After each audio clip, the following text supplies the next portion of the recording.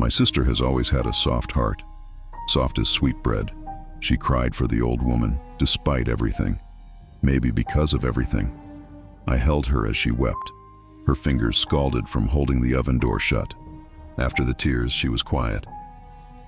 We moved through the witch's house in silence, gathering what we could, clothes, silks, treasure from the attic. Maybe it would be enough to keep us safe from our stepmother's whims. "I don't want to go back there," she said softly. "Nor do I. But where else can we go?" She hesitated, then nodded. "Fine, but wait. I need something from the kitchen." I froze. "The kitchen?" "Yes." She didn't think I noticed, but I did. Some of her potions might be useful or sellable. She returned with vials tucked into our stolen treasure. Then we left the sweet-smelling house and wandered into the woods. Though there was no trail, she led us as if she knew the way. When I asked, she only said, "I just do." A thrill of unease ran through me, but I kept quiet.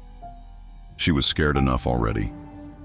When we reached our father's house, she broke into a run. He met us at the door, arms wide, tears streaming. "I'm so sorry," he said over and over. "I failed you both." But when our stepmother's name came up, my sister's face grew cold. "The woman was bedridden," he said, "gravely ill and unlikely to recover. Perhaps she'll rally to see you," he suggested. "We'll see her now," my sister declared, her tone sharp. In the sick room, she knelt beside the stepmother and smoothed her brow with surprising tenderness. Then she tipped one of the witch's vials into the woman's mouth. "This will help," she murmured.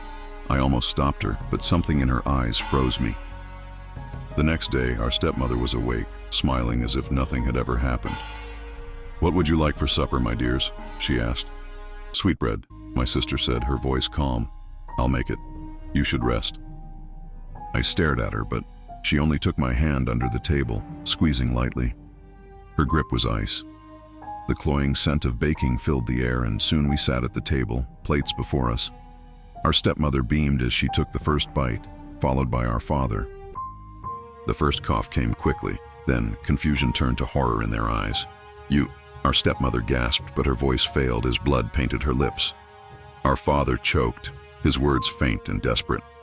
I didn't want to. She made me." My sister shook her head. "You let her." He collapsed onto the table, breath rattling. Our stepmother tried to rise but fell, her body convulsing. "You little witch." She spat before going still.